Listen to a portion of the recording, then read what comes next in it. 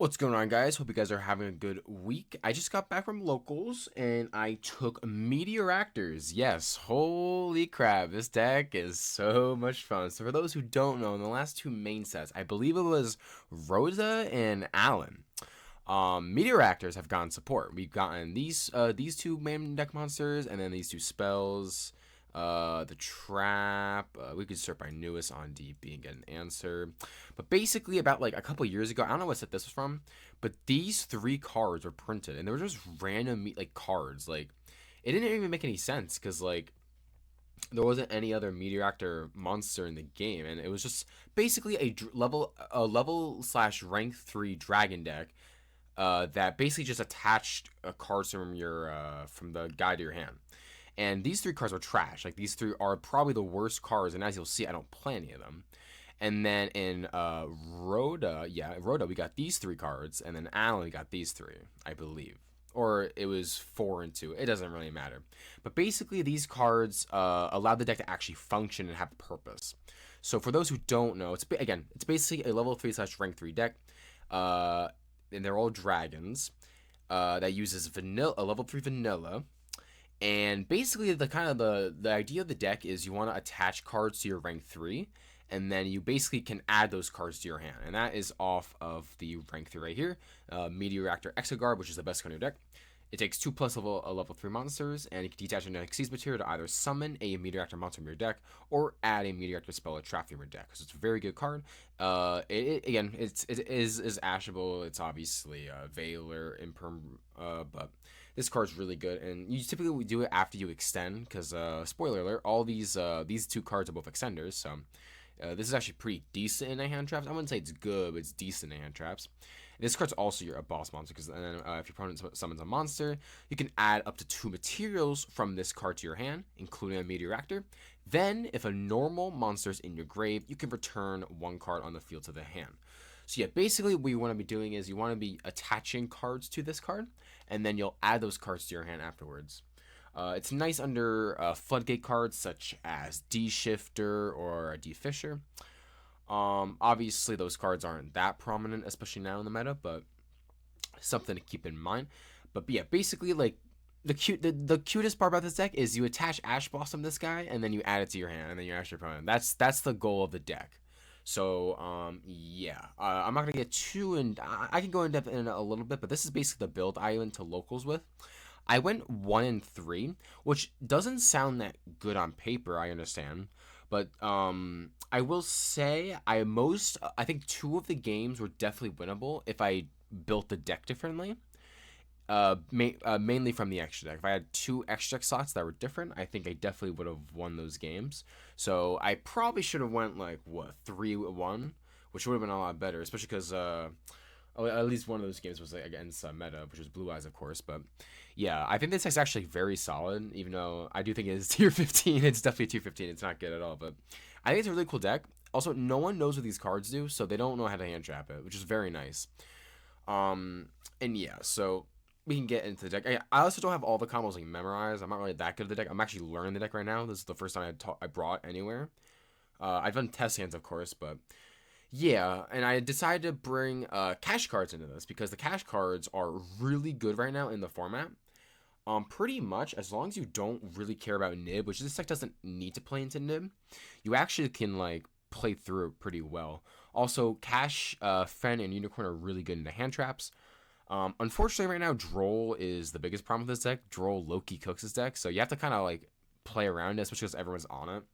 So low-key, Droll's a really big problem for this deck. Also, being able to like play is really important because you only have like 1 or 2 pushes typically, unless you open a lot of engines. So, and as you can see, our engine count's actually pretty like normal. I wanted to play more engine, or sorry, non-engine, but I couldn't really find the space, unfortunately. So enough of that. Let's get into the deck profile. We're on triple Ash. I was debating playing Veiler as well because we're playing 3 Ash, 2 Bystials, 3 Droll and Lockbird, 3 Fua, 3 Nib, and then 3 Imperm as the hand traps.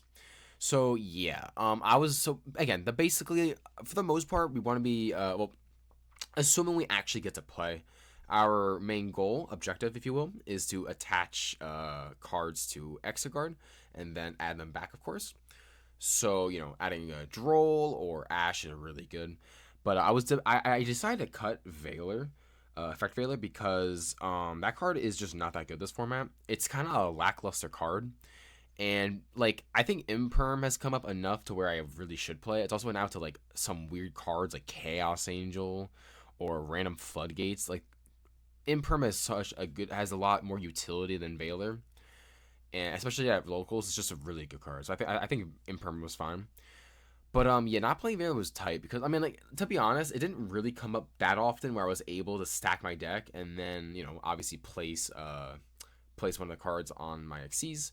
So it didn't really come up that often. Also, sometimes like certain plays that you want to get going, you have to do them in a weird order depending on what's in your hand, which basically doesn't allow you to add the cards directly. Like sometimes you have to wait until their turn to add them to the hand, which is pretty weird. But it's cute. Like on a good note, you're adding like Ash. But like that's also assuming you don't already have it. So playing Veiler would be nice because it's like another target technically to add back. But I don't think adding a bad card. Veiler's not a bad card, but like if I was to add a bad card just for that synergy, I don't think it's worth it that much. But I would want to play Veiler if I wanted that to happen, or if I wanted more hand traps, to be honest. But I think the hand traps are fine for the most part. I think honestly, for the most part, I think the engine would be I would change, and just my extra deck. That was the main part. My extra deck was awful. This extra deck is trash, but I'll get to that when we get there. And yeah, basically, I didn't play against any. I did play against Blue Eyes Bestial, which that was probably the most competitive deck, second most competitive deck I played. But yeah, Bestials are just these cards are really good. I mean, as you can see, I'm on Dark, so once these guys get on board, they don't really do anything. They're kind of just there. But they are beat sticks, which help. They're also dragons, which can help us make seals, which never came up. But on paper, they're really good. They also hit, obviously a lot of decks right now, so I don't hate that. Droll's broken. This Ash and Nib, I think you have to be on, and Fua. Like these four are so good right now. Like Fua can just shut off, like not even shut off someone's turn, but they would turn off like rogue decks, and then they would pretty much make all the decks like top decks like Malice, Blue Eyes, etc. They make those decks make really bad boards that our deck could actually play into. Because again, Materiactors, the engine isn't that good. So like unfortunately, like the engine's just not that good. So like we can't really play into a board. That's why also on the side I have a lot of like going second cards, cards that break the board rather than negate the board. Because this deck struggles a lot with breaking boards. That's also why I like Cash, because these cards just out cards. Like being able to Unicorn, hit Requiem, hit the Detonator, hit the White Binder. It's nice. Like it's really nice. And obviously you have Fenrir. Like both these cards are threatening. Like these cards sometimes force 2 to 3 interruptions on their own, which is really like funny. It's really nice. It also makes it so that like if they wait on their Charmies or they Ash me, I'm feeling pretty good. I'm ripping a card from your extra deck. It's pretty awesome. Unfortunately, I couldn't find my third unicorn, so I was on a Raceloth instead, which is bad in a draw. So yeah, if I was to change this, I would be on 3 Fenrir, 3 unicorn, and drop the Raceloth because it's just really bad in a nib. Sorry, it's really bad in a draw. Yeah. Other than that, like it never really came up where I nib someone and then I cashed because like honestly like as you guys can see, I'm on the Link Spider build, which we'll talk about when we get to the extra deck. But like I would just turn well no I had nib, so actually like the other way around. If I got nibbed, I would just turn this into Link Spider, summon something. Well, this is going second. This actually doesn't work. Anyway, ignore what I'm saying. You just link off the token and then like for SP, and then whenever SP gets outed, you just summon Unicorn and then or Fenrir, and then you just keep on playing, and then eventually you'll normal summon your Meteoractor, and then they'll start like quivering the pants. So I it never came up. Like don't not play Nib because of cash cards. I think it rarely comes up. Now we go into the non. I'm already on the non. So I'm on cash. Cash is just really good. And then again, when we get the extra, I'll explain. But we're playing the Draco Sack build, which yeah, it's an idea. I'll explain why I got to it later. Then we're on, of course. We'll get to the monsters. Actually, we'll just finish the monsters. Engine wise, we're playing triple Exoraptor and then triple Zetwing. So just so you guys know, both these cards are actually extenders. I consider these extenders. Like you can normal them, yes, but most of the time they're extenders. They're not the best extenders, but they're not bad. So I'll read these in case you guys don't know. Exoraptor, so you can reveal it, discard another card for cost. Then you can add level 3 normal monster from your deck to grave to your hand. Except the discard card. Then you can special summon this card in defense. And then it's a quick effect. You can discard this target a rank 3 control. It gains 1500 attack. So yes, this card is an extender on its own. It only summons one monster, then it adds the vanilla, which you could technically normal summon. So I would consider it an extender. The worst part about this card is you cannot use this under Droll, which is really annoying because again everyone's on Droll nowadays, and you're gonna be starting with cash cards typically. So if you're starting with cash cards, you're not gonna be going into Materiactor cards, which is really irritating. So yeah, like Droll was really bad in this deck. So next time I build this deck, I'm definitely gonna play it to play over Nib. Sorry, play over Droll. Droll was the killer for this deck. In Ash. Ash was really bad too. Then we have Materiactor Zeftwing, which if you control a Materiactor card, you can activate this card to summon from your hand. On summon, or if this card's faced up, flip face up. I don't know why it has that, but it could come up, I suppose. You can add a Materiactor card from your deck to your hand except itself. Then you can either add to your hand or special summon a level 3 vanilla from your graveyard. So yeah, typically what you're going to want to be doing is you are going to want to use Exoraptor to search, and then obviously summon the vanilla. Make your rank 3. Then you want to summon this guy, and then which will of course add back, or sorry, reborn the level 3, and then you make another rank 3. That's kind of like your goal, like your typical like engine that you're gonna be wanting to do. And then of course, again, when these cards first came out, we didn't have the vanilla, so you had to put like a bad like baby dragon. That was actually the best target for the deck. But now you have this card, which is like really good. It actually replaces. So yeah, it's a pendulum monster, and then basically, Xyz monsters you control gain 100 for each material on the field, and then you can target a meter to Xyz monster you control, attach this card to it, and then you can draw a card. So this is really good because we have 2 cards in our deck that actually like we discard cards. So being able to draw into another card is really nice. And then also too, our spells, we'll get to in a bit, will they stack the deck, the top 6, kind of like Pot of Prosperity. So we can actually just stack our deck, and as long as we don't go back into the deck, we can actually like choose what we draw off the next couple turns and what we draw into. It's actually really cool. Like I really like this part of the deck. It's like the coolest part about it. But this card's nice. It gives things we can when we discard something. It gives us something to draw back into.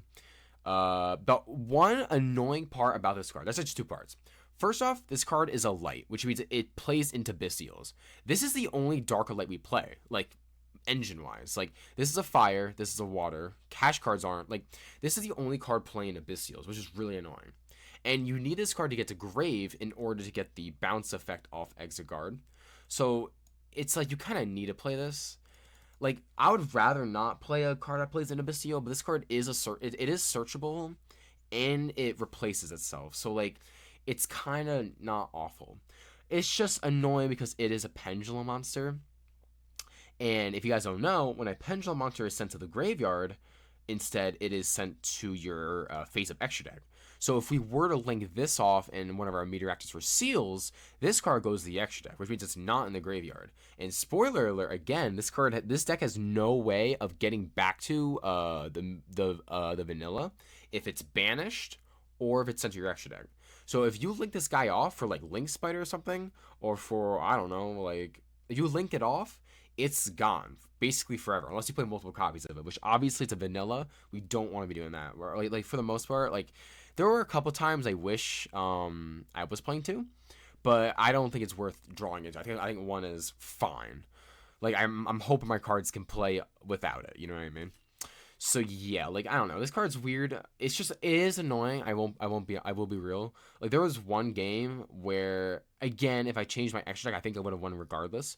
But if this just went to grave when I linked it off, I think I would have won because I would have been able to like end on a half decent board and pretty much out everything. But I just couldn't really do it. It was kind of weird.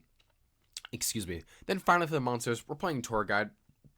Yeah, this is a level 3 extender, of course. I was debating playing Terratop, but after going to locals, bro, I got drolled in like 4 rounds. I got drolled like 6 times. Like it was absurd. I got drolled so many times. Like this card is so good into Droll. Like, I'm so glad I didn't play Terratop.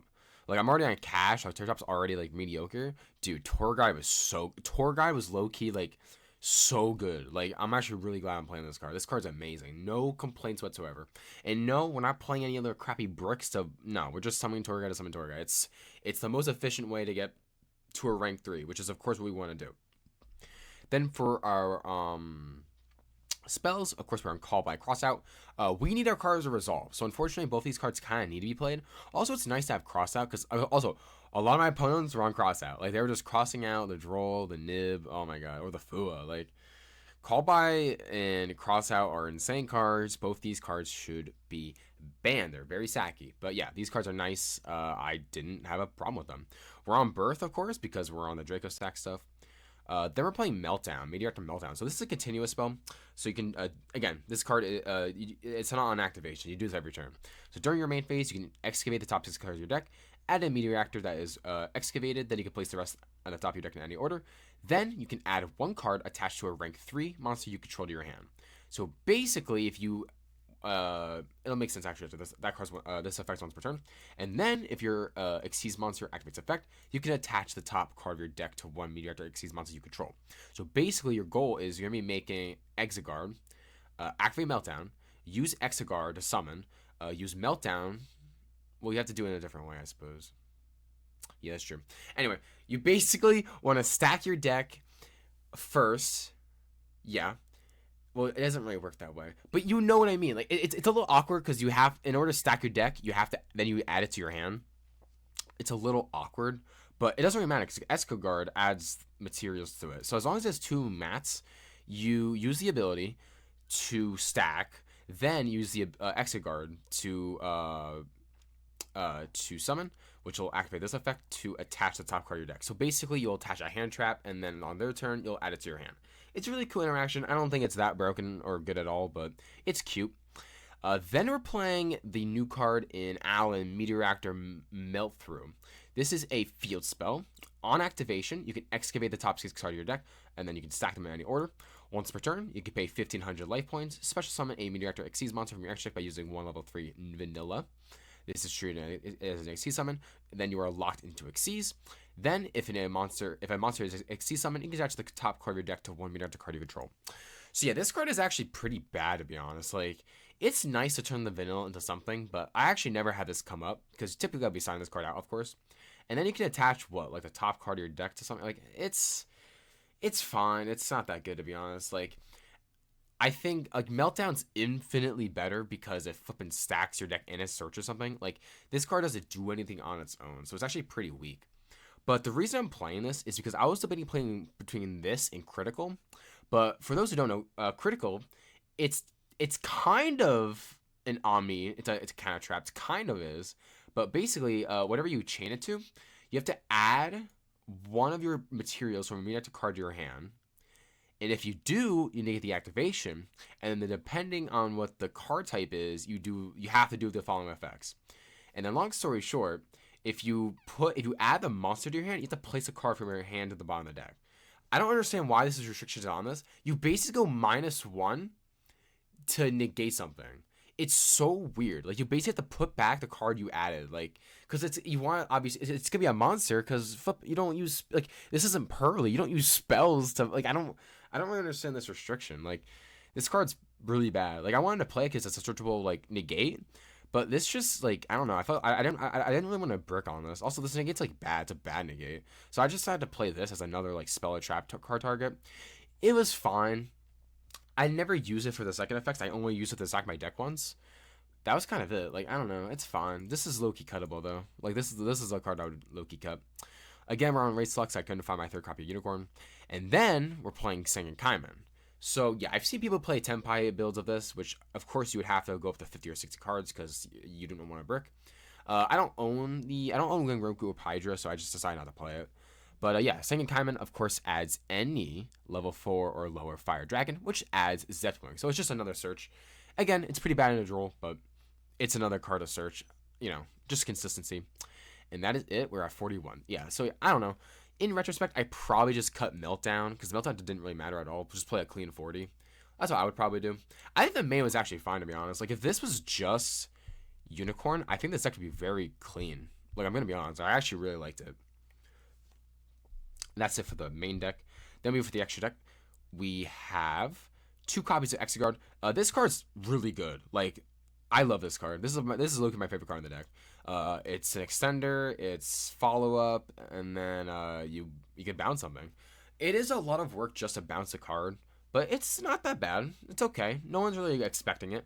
Also, it's nice because again, the Materiactor cards are extenders and starters, of course.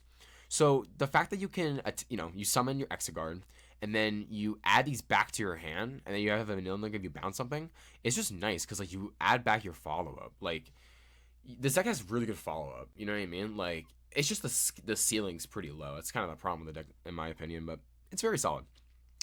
That's kind of low key if like the Meteoractor cards. There is another rank 3. This card's trash. Takes 2+ level 3s. Gains 500 for each card in your hand. It's like bad Slifer. You can detach an Exceeds material, attach a Meteoractor from your deck to this card. That's okay. Then during your main phase or battle phase, you can add one card attached to this card to your hand. This card's pretty bad. Like I don't understand what the goal of this card was. They gave X-Raptor a quick effect discard a target rank 3 control in game 15. That's not awful. It's like a bad honest. It's not atrocious. But none of the other Meteoractor cards do anything that are added to hand. So I don't really understand why. I don't understand why this card was made. At least this card makes sense, but this card's trash. I never needed to make it. And then of course we're on this rank 3 Bamboozling Gossip Shadow. Yeah, this card's weird. I played it because it's an Omni, so like I thought it was nice. You also can use it to play around Nib. But yeah, it detaches 2, and then you negate the card becomes both players draw a card. It's okay. My main problem with this card is in simplified game states, I don't want to be giving my opponent a draw. Like it's cute, I could draw into whatever I want, like if I sack the deck, of course. But like I don't know, I wasn't really a fan of like honestly. There are some times I was playing against Mitsurugi. I made this card, but like I didn't really want to like use it because like if I negated his Ryziels, first off, it's not really gonna matter because this it doesn't destroy. It just changes the active what the effect does. So it doesn't destroy the Ryziel, so they can just continue playing, and it gives them a draw, and then they're getting the draw off cross. Like that's like 3 draws over the course of their turn. Like this was kind of too strong for me to give them. So low key, I'm probably gonna cut this maybe for like Cicada King. I don't know. Like I think I'm gonna cut this. I don't really like how it gives your opponent cards. That's kind of it for the rank 3s. I'm not on a lot of rank 3s. Then we're playing the Draco Sack package. So basically, if you get to Unicorn plus Fenrir, you can turn them into Draco Sack. You get 2 tokens. You link them off of Link Spider G Golem into Heat Soul, which gives you a draw and then another draw on their turn. So the idea behind this package is it is 6 extra slots. It is a lot, but this extra is very not tight, so you can have a lot of options. But I decided to play these cards because basically I was having some test hands where I was bricking a lot. I wasn't really opening cards, so being able to turn 2 cash monsters into to draw into engine is nice because for the most part all these cards kind of like search themselves and they kind of like get your stuff going. And the Meteor cards don't really do a lot. It's kind of like just simple stuff, simple plays. So I really liked playing these cards to draw into. And then at worst, you're ending on Heat Soul plus Fenrir, Birth, 5 cards in hand, which is like if you're bricking it, it's gonna be 5 hand traps. So that was kind of like the idea behind it. I didn't hate the idea, but looking back on it, I never got to a situation where I was making Draco Sack. It's really bad into hand traps and Fua especially. And typically, if I was making it, I already felt I had enough to win the game, or just ending on Unicorn Fenrir was just kind of better. And as I'll explain towards the end on what I'll make changes to the deck, I kind of figured out that like I was missing. There's not a lot of cards I wasn't playing, and it kind of costed me some games. Like I really think I could have. I definitely could have won some games if I just played different cards.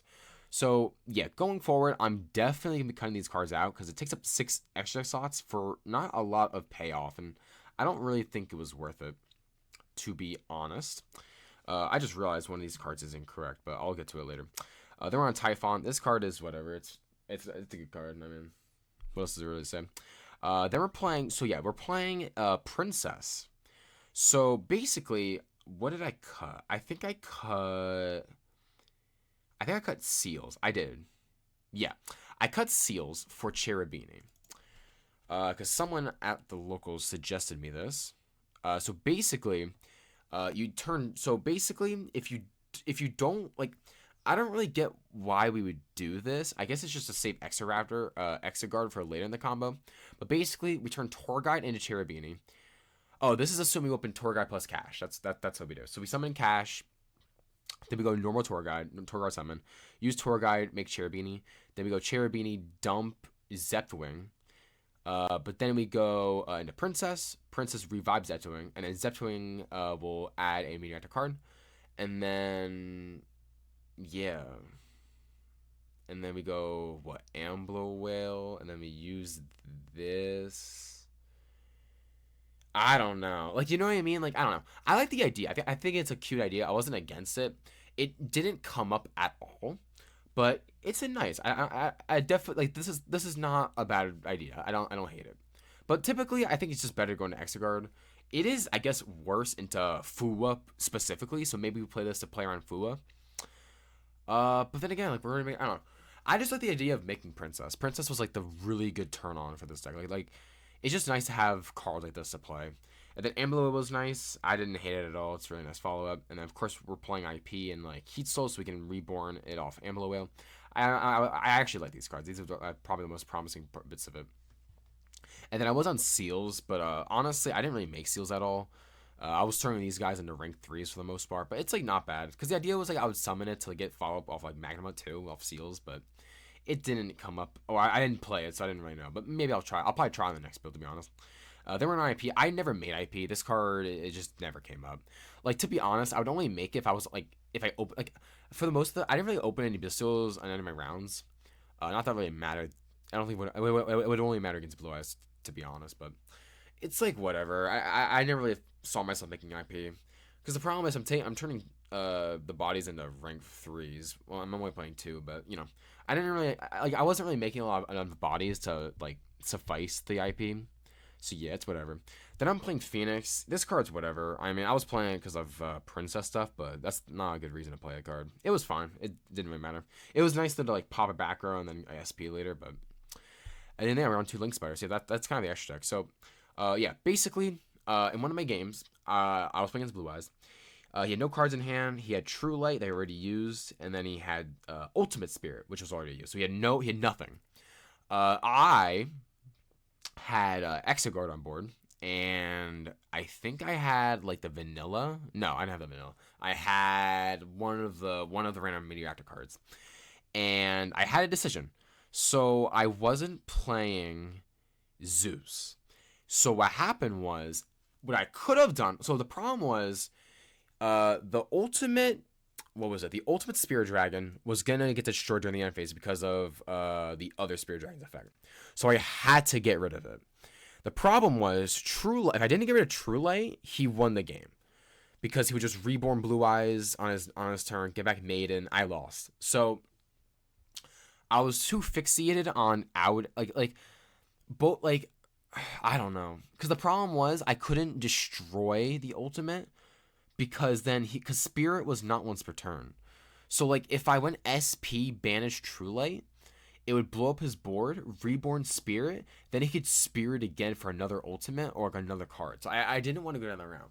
But so I couldn't do any of that. I had no way to out his whole board because I only had 2 bodies.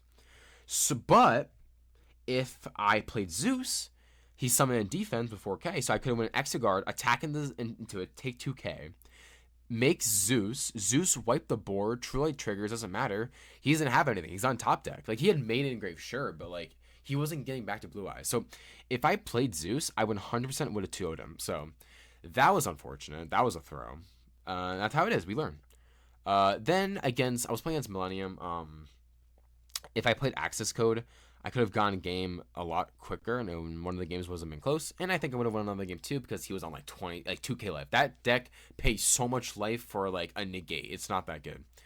So yeah, definitely after playing, I'm definitely gonna be adding Zeus and Access Code to the build, and I'm gonna be getting rid of the Draco Sack stuff. So that's 6 extra slots we're gonna be having, which is already gonna be Zeus and of course, access code. So yeah, there's so much slots in this deck that like I could afford to play anything. Like I don't know. Low key, I'm thinking about playing maybe another SP because SP is a nice card, and this it's like I don't go in the X deck that often. Maybe we play another rank 3. Like I was thinking about playing. I forgot what the card's called, but it's a rank 3 that like, can't be destroyed. I think it's like Fortune. Oh, what is it? This card, number 49, Fortune. I was thinking about playing this card because this card can't be destroyed, right? Isn't that what it does? Yeah, you could detach one. Yeah, so we can like go battle phase, swing, and then make Zeus. Yeah, the reason I wasn't really playing Zeus is that I never really saw like think it would come up, but everyone was like, "Yo, you're playing Xyz deck, play Zeus," and I was like, "You know what? I guess you're right." And then finally for the side, for the so yeah, I will be adding cards that basically deal with boards. That was my main problem after today.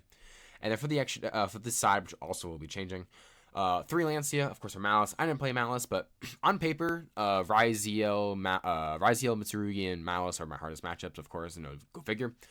Then we're on Change of Heart. This is fake. Don't play this. I was on Dark Hole. Didn't really matter at all. But the idea is just like we out their whole board, and then in case we get a monster for some reason to turn on cash. I don't know. I didn't hate the idea, but it was fun.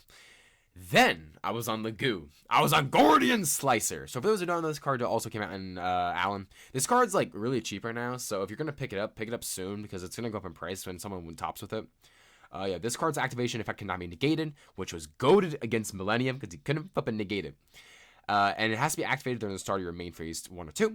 You can target cards your opponent controls. Target any number of face-up cards on the field, anywhere on the field. Then you can banish 1 card from your hand or 6 cards from your X deck to the same number you targeted, and then bounce those cards. This card's also not once per turn. So, excuse me. So yeah, this card is very good. I think this card is very underrated. I really like it.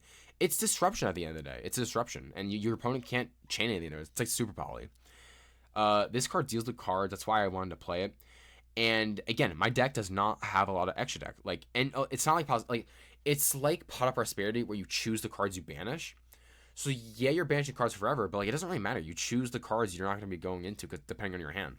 So I'm outing a lot of their cards, and I'm outing a lot of the cards for not that much of a downside. It's actually really good. I actually love this card in this deck. It was awesome. But yeah, I was able to balance the Millennium Exodia guy. It felt great. But yeah, also on paper, just against like good decks, balancing Detonator, balancing flipping Malice cards. I don't know. This card's really good. I actually like it. It's honestly, I'm also thinking about playing Super Poly because Super Poly seems really good right now. So these are cards I'm definitely considering playing. Also, it's locals, so I played 2 Lightning Storm, 1 Heavy, 1 Feather Duster. Nothing really surprising there. Pot and Talents, just for going second. So yeah, this is the deck. I actually really liked it. I think it did a lot. I was expecting to go 0-4, but I got a lot of game 3s. I actually like. It was competent. I was actually doing okay. Like a lot of people were reading and making fun of me, whatever. I don't really care. But yeah, this is a very fun deck. I actually really like it. Some of the cards are weird. They're just worded weirdly. Like sometimes like things just don't work out the way you think they do. So I was definitely like double checking, make sure I wasn't cheating. But yeah, I actually really like this deck. I'm actually gonna be taking it again because I actually I really liked it. I want to make it better. And I think if I didn't make a lot of misplays, and if I fix my extra deck in my side, I think this deck is like I think I could take some games. I actually really do. So yeah, that's it for the deck profile.